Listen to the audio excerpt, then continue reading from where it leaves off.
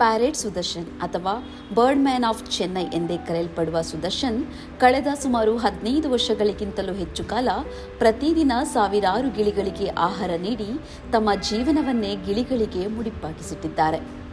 ತಮ್ಮ ಪತ್ನಿ ಜೊತೆಗೂಡಿ ತಮ್ಮದೇ ಮನೆಯ ಟೆರೇಸ್ನಲ್ಲಿ 1,000ದಿಂದ 6,000 ಪಕ್ಷಿಗಳಿಗೆ ಪ್ರತಿದಿನ ಆಹಾರ ನೀಡುತ್ತಾರೆ. ಈ ಆಹಾರಕ್ಕಾಗಿ ಪ್ರತಿದಿನ 3,000 ರೂಪಾಯಿ ಖರ್ಚು ಮಾಡುತ್ತಾರೆ.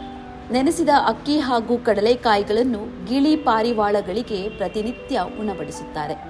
ಈ ಹೃದಯಸ್ಪರ್ಶಿ ಕತೆ ಪಕ್ಷಿಗಳ ಮೇಲಿನ ಪ್ರೀತಿ ಮತ್ತು ಕರುಣೆಗೆ ನಿಜವಾದ ಉದಾಹರಣೆಯಾಗಿದೆ.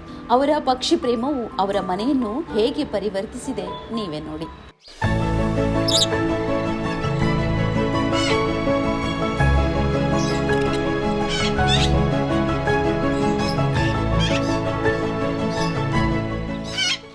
ஃபிஃப்டீன் இயர்ஸ்க்கு முன்னாடி எங்கள் அப்பா இறந்த உடனே நான் மொட்டை மாடிக்கு வந்து பார்த்தேன். ஏன்னா மொட்டை மாடி தான் நம்மளுக்கு பெயின் ரிலீஃப் ஆகும்னு சொல்லிட்டு வரும்போது ஒரு அம்மா காகத்துக்கு உணவளிச்சிருந்தாங்க, அமாவாசைன்னு. நான் இதை பார்த்து தான் நான் ஆரம்பித்தது. சரி, நம்ம டெய்லி உணவளிக்கலாம் சொல்லிட்டு தான் இது ஸ்டார்ட் பண்ணேன். இதுனா காலப்போக்கில் என்ன ஆச்சுன்னா பச்சை கிளிங்க நிறையா வர ஆரம்பிச்சிது. ஒரு நாள் ரெயின் வந்தது. எனக்கு எப்படி இந்த பச்சை கிளிங்க வந்ததுன்னா, ரெயின் வந்தபோது அந்த அரிசி ஊறிந்தது சார். அது ஊறின அரிசியை கிளிங்க வந்து சாப்பிட்டாங்க.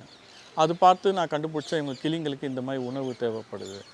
அதோடு நான் வேர்க்கடலையும் கொஞ்சம் ஆட் பண்ணேன். சீசன் ஃப்ரூட்ஸும் கொஞ்சம் ಆ್ಯಡ್ பண்ணிங்களேன் அவங்களுக்கு சாப்பாட்டுக்கு. ಸದಾ ಗಿಜಿಗುಡುವ ವಾಹನಗಳ ಗದ್ದಲದ ನಡುವೆ ಚೆನ್ನೈನ ಈ ನಗರದಲ್ಲಿ ಗಿಳಿಗಳದ್ದೇ ಕಲರವ. ಬರ್ಡ್ ಮ್ಯಾನ್ ಆಫ್ ಚೆನ್ನೈ ಎಂದೇ ಪ್ರಸಿದ್ಧಿಯಾಗಿರುವ 53 ವರ್ಷದ ಸುದರ್ಶನ್ ಕಳೆದ 15 ವರ್ಷಗಳಿಗಿಂತಲೂ ಹೆಚ್ಚು ಕಾಲ ಗಿಳಿಗಳಿಗೆ ತಮ್ಮ ಟೆರೇಸ್ನಲ್ಲಿ ಆಹಾರ ಧಾನ್ಯ ನೀಡುತ್ತಿದ್ದಾರೆ.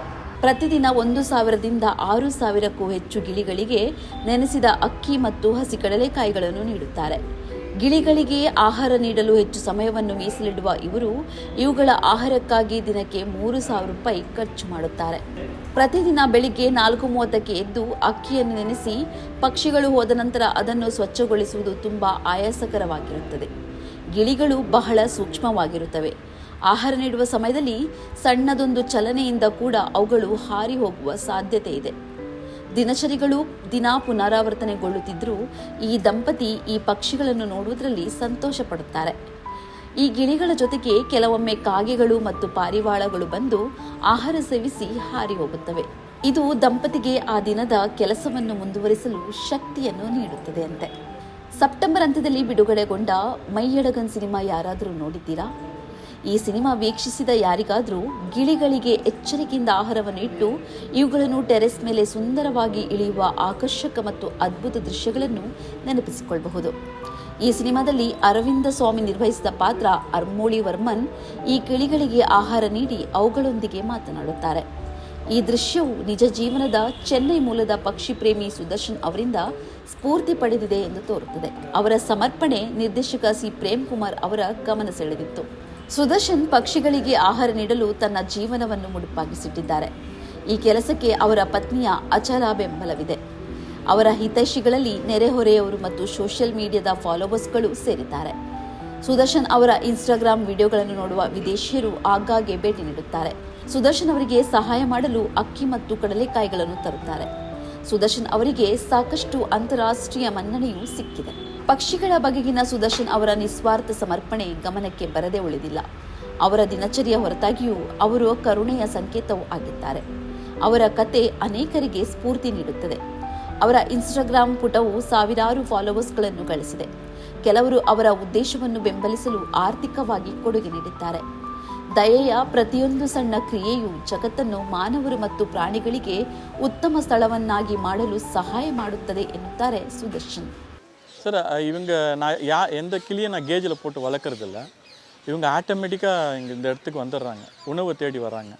ஏன்னா இந்த ஒரு லாஸ்ட்டு ஒரு 3-4 இயர்ஸாக மரங்களை வெட்டிடுறாங்க. பல காரணங்கள், வீடு கட்டுறதுக்கும் ஒரு ஆறு க்ளீன் பண்ணுறதுக்கு ஏதேதோ காரணங்களால் லோக்கல் பீப்புள்ஸு மரங்களை வெட்டிடுறாங்க. சார், ஃபினான்ஸுன்னு விட நான் என்னோடய தேவைகள் நான் கம்மி பண்ணிக்கிறேன் சார். ஆடம்பர செலவுகள் கம்மி பண்ணிக்கிறேன். அதே மாதிரி எனக்கு வர வாடகைங்க, பிஸ்னஸில் வர ப்ராஃபிட் எல்லாமே 80% இவங்களுக்கு டொனேட் பண்ணிடுறேன் சார். வாயிலா ஜீவராசிலேருந்து அனிமல்ஸ்க்கும் நான் டொனேட் பண்ணிடுறேன். ஒரு 2000லேருந்து 3000 ரூபாய்க்குள்ளே ಇನ್ ಬಿಟ್ವೀನ್ಲ ಸೆಲವಾகும் ಸರ್ ಪರ್ ಡೇ.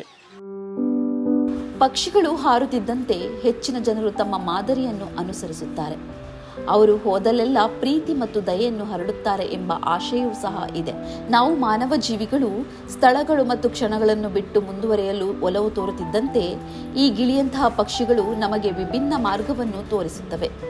ಅವರು ಎಷ್ಟೇ ದೂರ ಪ್ರಯಾಣಿಸಿದರೂ ಅವುಗಳು ಮತ್ತೆ ಯಾವಾಗಲೂ ತಮ್ಮ ಮನೆಯನ್ನು ಮಾಡಿಕೊಂಡ ಸ್ಥಳಗಳಿಗೆ ಹಿಂತಿರುಗುತ್ತಾರೆ. ಪ್ರೀತಿ ಮತ್ತು ಕಾಳಜಿಯಿಂದ ತುಂಬಿದ ಸುದರ್ಶನ್ ಅವರ ಟೆರೇಸ್ ಅಂತಹ ಒಂದು ಮನೆಯಾಗಿದೆ. ಅವರ ಈ ಪಕ್ಷಿ ಪ್ರೀತಿಯ ಕಥೆಯು ದಯೆಗೆ ರೆಕ್ಕೆಗಳಿವೆ ಮತ್ತು ಅದು ಯಾವಾಗಲೂ ತನ್ನ ದಾರಿಯನ್ನು ಕಂಡುಕೊಳ್ಳುತ್ತದೆ. ಪಕ್ಷಿಗಳು ತಾವು ಸೇರಿರುವ ಸ್ಥಳವನ್ನು ಎಂದಿಗೂ ಮರೆಯುವುದಿಲ್ಲ.